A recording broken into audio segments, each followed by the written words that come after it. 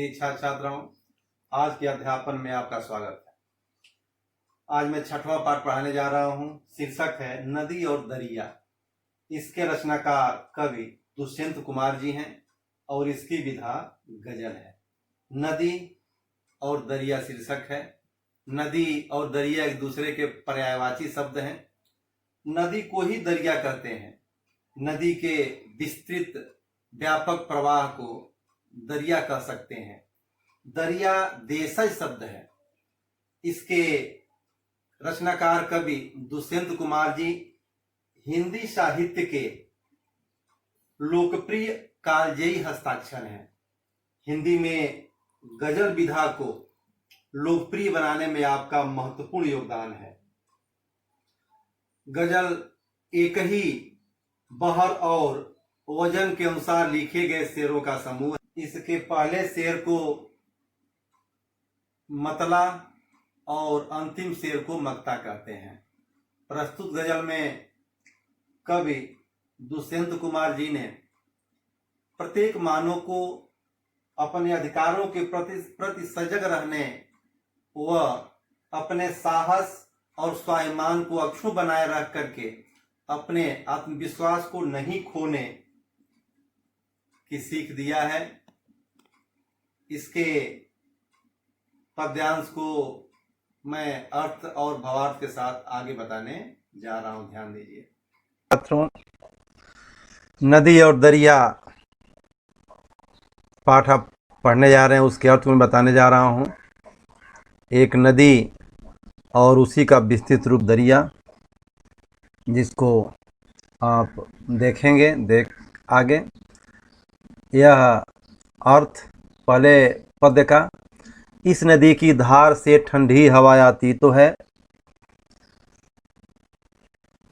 नाव जर्जर ही सही लहरों से टकराती तो है। नदी की धारा, कवि ने यह बताया है इस पद्य में कि नदी तो ऐसे उपयोगी होती है, कार्य कारणवश अगर हमें उसका सारा लाभ नहीं मिल पा रहा है तो अगर हमारे पास से गुजरती है तो उससे ठंडी हवा अवश्य हमें प्राप्त होती है। नौका चाहे जर्जर का अर्थ जीर्ण शीर्ण होता है, टूटी फूटी। नौका चाहे क्यों न जीर्ण शीर्ण हो, लेकिन हमको पार कराने में वह लहरों से संघर्ष करती है और हमें उस पार लेकर के जाती है। इसका भावार्थ हुआ कि प्रस्तुत गजल में कवि नदी और नाव के माध्यम से मनुष्य को बताया है कि व्यक्ति या वस्तु चाहे किसी स्थिति में हो, उससे हमें कुछ न कुछ प्राप्त होता ही है, इसलिए उसकी उपेक्षा नहीं करनी चाहिए। अगला पद्य है, एक चिंगारी कहीं से ढूंढ लाओ दोस्तों, इस दिए में तेल से भीगी हुई बाती तो है। चिंगारी, कवि ने चिंगारी को कहा है ढूंढने के लिए, कहा है कि हमारे पास दिए में तेल है से भीगी हुई बाती है, अर्थात हमारे पास संसाधन है, अगर उसको एक सही दिशा दी जाए, अगर उसको एक सही लक्ष्य की तरफ इंगित किया जाए तो वह भीगी हुई बाती अग्नि को प्राप्त करते ही प्रकाश करेगी और चारों तरफ अपना कार्य करेगी, अर्थात वह अपने प्रकाश से अंधेरे को मिटा करके चारों चतुर्दिक प्रकाश फैला देगी। इसको आप इसका भावार्थ देखिए। मनुष्य असीम शक्ति का स्रोत है, कवि ने कहा है, वह सभी संभावनाओं से परिपूर्ण है, मात्र उसे दिशा दिखाने और उत्साह भरने की आवश्यकता है। वह अपना लक्ष्य उसी प्रकार प्राप्त कर लेता है जैसे तेल से भीगी हुई दिए की बाती को चिंगारी से जला देने पर वह अंधकार को समाप्त कर प्रकाश फैला देता है। अगला पद्य, एक खंडहर हृदय सी, एक जंगली फूल सी, आदमी की पीर गूंगी ही सही गाती तो है। इसमें पीर का अर्थ पीड़ा होता है, कष्ट होता है। आदमी की पीर की थोड़ा अलंकार आप देख लेंगे इसमें पीर उपमेय की तुलना खंडहर के हृदय और जंगली फूल से की गई है। पीर पीर उपमेय और एक खंडहर का हृदय उपमान, एक जंगली फूल उपमान। इसमें सी समानतावाचक पद है। हृदय और फूल दोनों और पीर का समान धर्म है, इसलिए यहाँ उपमा अलंकार है। कौन सा अलंकार है? उपमा अलंकार। कवि ने इस पद्यांश में कहा है कि आदमी की पीर अर्थात मनुष्य की पीड़ा भले ही मूक हो, भले ही वह अपने हृदय की पीड़ा को अभिव्यक्त न करता हो, लेकिन वह खंडहर भग्नावशेष को कहते हैं। बहुत बड़ी इमारत, बहुत बड़े किले ध्वस्त होकर के उसके अवशेष ही बच जाते हैं, उसे हम खंडहर कहते हैं। तो खंडहर देख करके ही उसके मनुष्य उसके हृदय की पीड़ा को समझ जाता है, उसे खंडहर व्यक्त नहीं करता। ठीक जंगली फूल जंगलों में एकाकी जीवन व्यतीत करता है, उसे भी कोई देखने वाला न उसकी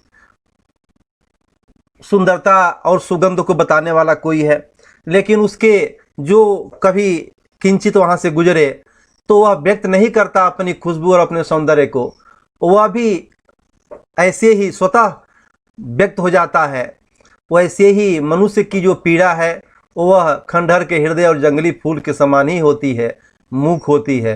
वह भले ही व्यक्त न हो, लेकिन अवश्य सबके सामने अभिव्यक्त हो जाती है। इसका भावार्थ कहा है कवि ने कि मनुष्य की पीड़ा, उसकी वेदनाएं भले ही अव्यक्त मूक हों, लेकिन भग्नावशेष, खंडहर और जंगली फूल जैसे स्वतः अव्यक्त हो जाते हैं। नेक्स्ट, एक चादर सांझ ने सारे नगर पर डाल दी, यह अंधेरे की सड़क उस भोर तक जाती तो है। कवि ने कहा कि अरे भाई, सायंकाल हुआ, अंधकार की एक हल्की सी चादर सांध्य वेला ने नगर पर डालकर अंधकार कर दिया, जो घुप अंधेरे में बदलता चला गया। इसका उद्देश्य यह नहीं कि अब अंधेरा हो गया तो उसे प्रकाश मिलेगा ही नहीं, सतत नगर अंधेरे से ही आच्छादित रहेगा, ऐसा नहीं है। अंधेरे की सड़क उस भोर तक तो जाती ही है। अंधेरा छाने के बाद धीरे धीरे समय के अनुकूल सुबह होगा, और सुबह के बाद पुनः दिन होगा, और चारों तरफ चहल पहल मच जाएगी। अंधेरे के बाद प्रकाश अर्थात सुबह प्रभात होता है। घुप अंधेरा ही सतत जीवन में नहीं रहता। इसका भावार्थ कवि ने यह बताया है, यह इस पद के माध्यम से अभिव्यक्त करना चाहा है कि मानव जीवन में आने वाला आपत्ति रूपी अंधकार सतत संघर्ष से समाप्त हो जीवन में खुशियों का प्रकाश ठीक उसी प्रकार फैलाता है जैसे संध्या द्वारा नगर पर फैलाया गया अंधकार प्रभात होने के साथ ही समाप्त हो जाता है। अर्थात जीवन में आने वाली सम विषम स्थितियां दिन रात की तरह श्रम के आधार पर परिवर्तनशील हैं। छात्रों, नेक्स्ट जो पद्यांश है, निर्वसन मैदान में लेटी हुई है जो नदी। निर्वसन माने वस्त्रहीन, निःवसन जस निर्वसन। निह माने नहीं, वसन माने वस्त्र है। मैदान, निर्वसन मैदान अर्थात खुला मैदान में लेटी हुई जो नदी जो प्रवाहित हो रही है, पत्थरों की ओट में जा जा के बतियाती तो है। कम से कम यह प्रवाहित होने वाली नदी स्वच्छंद पत्थरों के पास जा करके, ओट माने पीछे जा करके बात तो करती है। कवि ने स्पष्ट किया है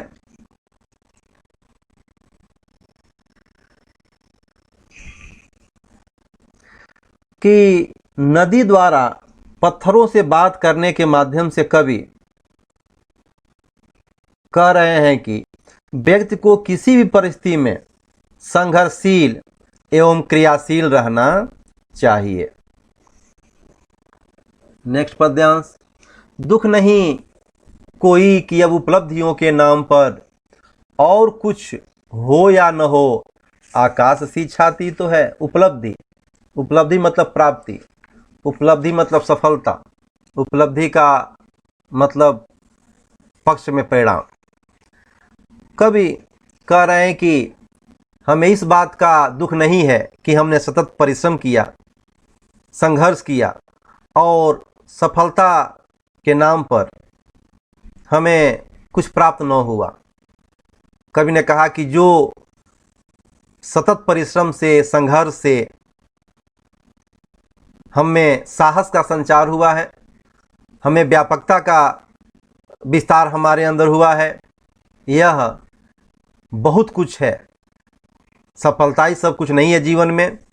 उससे जो प्राप्त होता है, आगे बढ़ने का मार्ग प्रशस्त होता है, वह भी हमें अपने लक्ष्य तक पहुंचाता है। इसलिए हमें उपलब्धि न प्राप्त होने का कोई दुख नहीं है। कवि ने इसका भावार्थ देखिए। कवि ने संघर्षशील लोगों को संदेश दिया है कि आप अपने कर्म क्षेत्र में सतत संघर्ष करते रहें।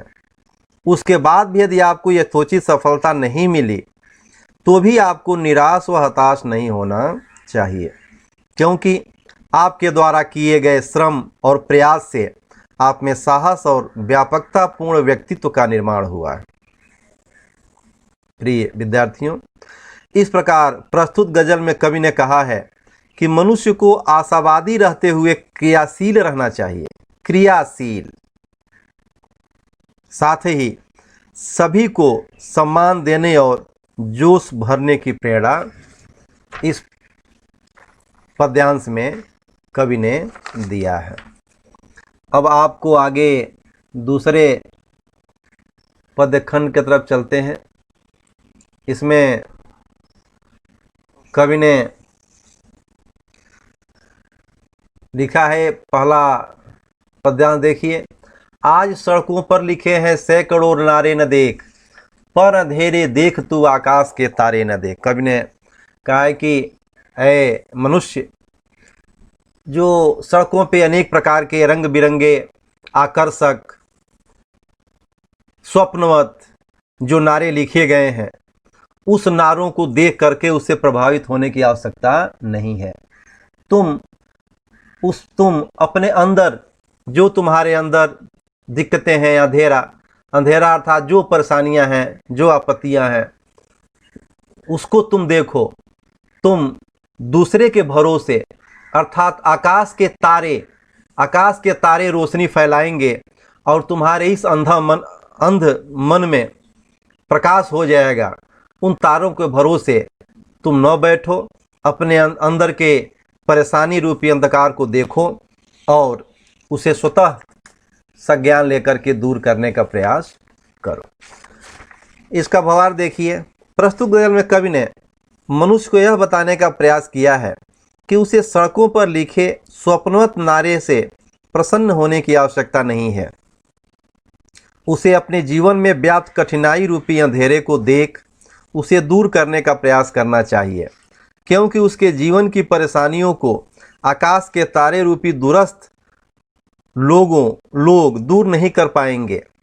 उसे अपने संघर्ष से ही दूर करना पड़ेगा। आगे, एक दरिया है यहाँ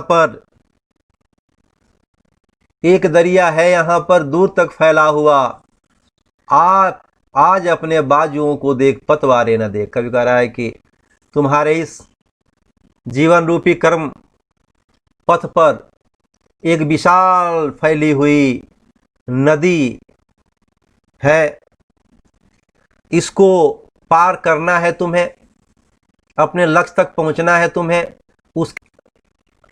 इसके लिए यदि तुम पतवार जिससे नौका की दिशा निर्धारित होती है। तुम पतवारे मत देखो, अर्थात तुम दूसरे के सहयोग को लेने की अपेक्षा मत रखो। स्वयं अपने बाजुओं मतलब बाह, भुजा, बाजुओं मतलब अपने भुजा, अर्थात स्वयं के संघर्ष के भरोसे इस नदी को पार करने का प्रयास करो। कवि ने इस गजल के माध्यम से लोगों को सलाह दी है कि अपने जीवन के कर्मपथ पर फैली विशाल बाधा को दूसरों के भरोसे उनको सहयोग से दूर करने का विचार त्याग कर अपने पर भरोसा रख अपने परिश्रम से उसे दूर करना चाहिए। अगला पद्यांश। अब यकीनन ठोस है धरती हकीकत की तरह। यकीनन, यकीन मतलब वास्तव में ठोस धरती, जो भी हमारे जीवन की स्थितियां हैं वह धरती के वास्तविकता की तरह ही ठोस है, यथार्थ है, सही है। हकीकत मतलब यथार्थ, सत्य। यह हकीकत देख, हकीकत अर्थात जो वास्तविकता है उस वास्तविकता को तुम देखो। अपने जीवन में जो सारी सम विषम परिस्थितियां तुमको दिखाई दे रही हैं वही वास्तविकता है। ठीक कैसे? जैसे धरती है ठोस, तुम उस हकीकत को देखो, अर्थात तुम वास्तविकता को देखो, लेकिन इस वास्तविकता को देखते समय खौफ मतलब इसे डर, भयभीत होकर के न देखो। इसको सामान्य रूप से देखते हुए इसे दूर करने का प्रयास करो। कवि कहते हैं कि मानव जीवन की आवश्यकताएं धरा की तरह यथार्थ हैं। मनुष्य को इस आवश्यकता को पहचानना व समझना चाहिए। जीवन के इस यथार्थ से भयभीत नहीं होना चाहिए। नेक्स्ट। वे सहारे भी नहीं अब जंग लड़नी है तुझे। सहारे, सहारे माने अवलंब, जंग, युद्ध लड़ना है। कवि ने कहा कि संसार के लोगों, तुम्हारे पास सहारे नहीं रहे, तुम्हारा सहयोग करने वाला कोई नहीं है और तुम्हें युद्ध करना है, आगे जंग लड़नी है।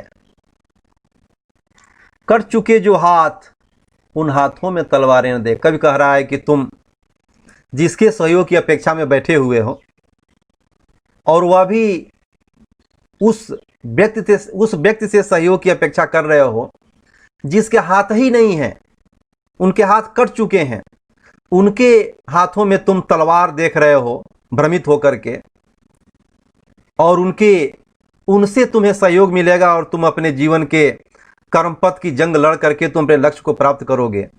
यह पूरी तरह से अच्छी बात नहीं है। तुम अपने ही भरोसे आगे बढ़ो, लड़ो, संघर्ष करो और अपने लक्ष्य को प्राप्त करो। कवि ने बताया है, इसका भावार्थ देखिए कि मनुष्य को कवि ने यह सलाह दिया है कि जीवन के कर्म क्षेत्र में तुम्हें दूसरों के सहयोग के बिना संघर्ष करना है। जिनके हाथ ही नहीं है उनके हाथों में अस्त्र शस्त्र का भान कर उनके सहयोग की अपेक्षा करना निराधार और आत्मघाती है। आत्मघाती भी है, ध्यान दीजिए।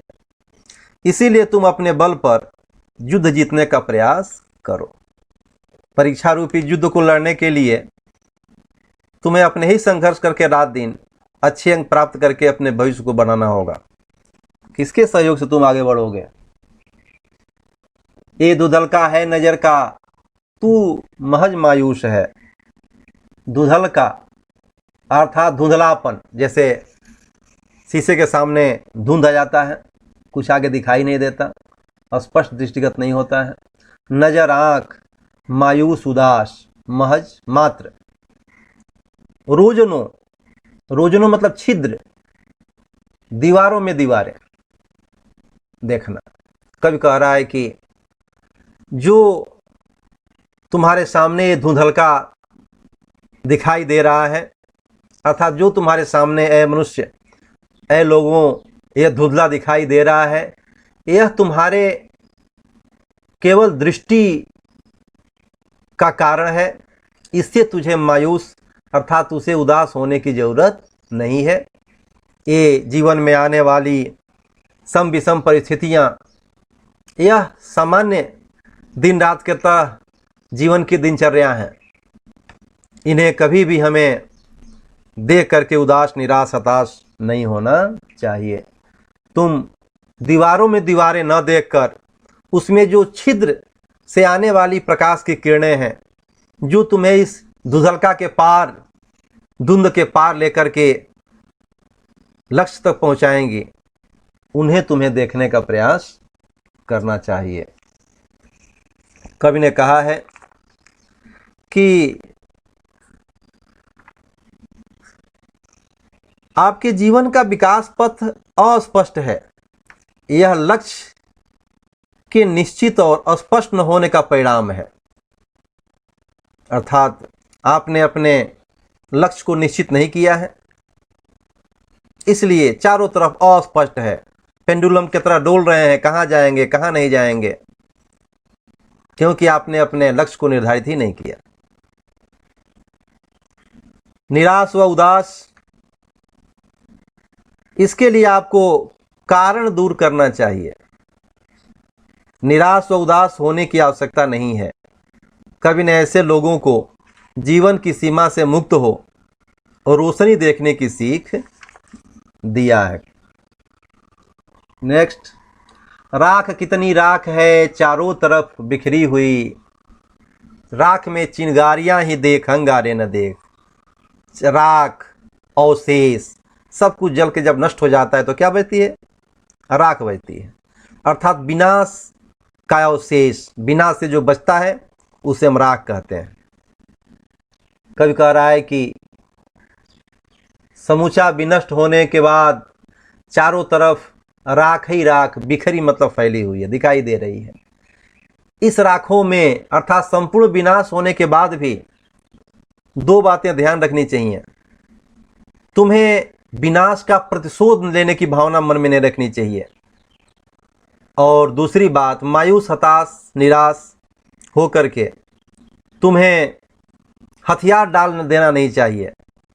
अर्थात आशा ही जीवन है, आशा को बनाए रखो और विनाश के बाद ही विकास की शुरुआत होती है, इसका ध्यान रख करके तुम इन विनाश में अंगारे अर्थात प्रतिशोध की भावना से विनाश का रास्ता मत चुनो, बल्कि उसमें से चिंगारियां निकालो, ढूंढो, जो तुम्हें दिए के रूप में पुनः प्रकाश दें और तुम्हारे जीवन का मार्ग प्रशस्त हो सके। कवि ने भावार्थ देखिए, कवि ने प्रस्तुत गजल में विनाश के ढेर में विकास के साधन को छोड़ प्रकाश देकर विकास को अग्रसर करने वाली चिंगारी ढूंढने की सीख दिया है, कहा है। मेरे विद्यार्थियों, इस प्रकार कवि ने लोगों को वास्तविकता से भयभीत न हो, अपने अंदर की कमियों को देखकर दूर करने और दूसरों के सहयोग की अपेक्षा किए बिना जीवन पथ पर अपने बल पर आगे बढ़ने की सीख दिया है, प्रेरणा दिया है। कवि ने लोगों को अपने जीवन लक्ष्य स्पष्ट करने व अपनी निराशा और मायूसी को छोड़ विनाश में भी प्रतिशोध की भावना का परित्याग कर विकास की ओर उन्मुख होने को कहा है। मेरे प्रिय विद्यार्थियों, ध्यान दो, यह आपका अर्थ और आपके पद्यांश का भावार्थ रहा। अब हम अगले चरण में आपको दिखाएंगे पद्य विश्लेषण। आपके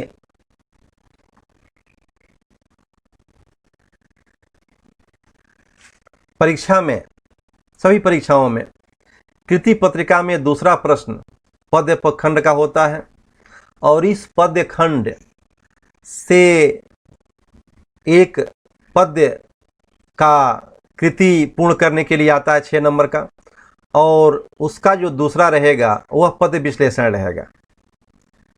आपके पठित पाठ के 2 पद्य, दो पद्य का आशय मेरे कहने का है कि 2 पद्य पाठ आपको दिया जाएगा, उसमें से किसी एक पद्य पाठ का विश्लेषण करना होगा।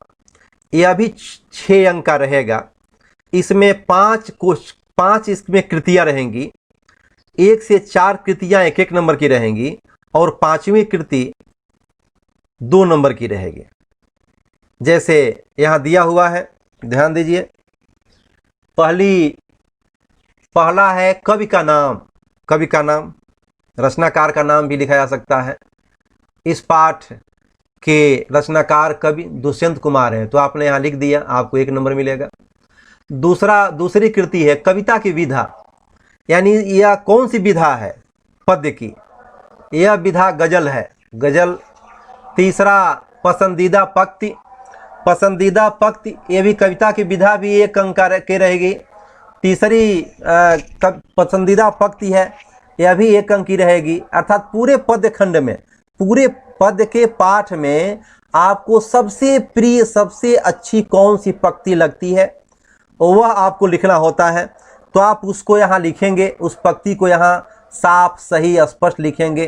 जैसे यहाँ दिया गया है, अंधेरे की सड़क उस भोर तक जाती तो है। और चौथा पसंद होने का कारण, अर्थात यह जो आपकी प्रिय पंक्ति है, पसंदीदा पंक्ति है, वह क्यों पसंद है, यह भी 1 नंबर का होता है।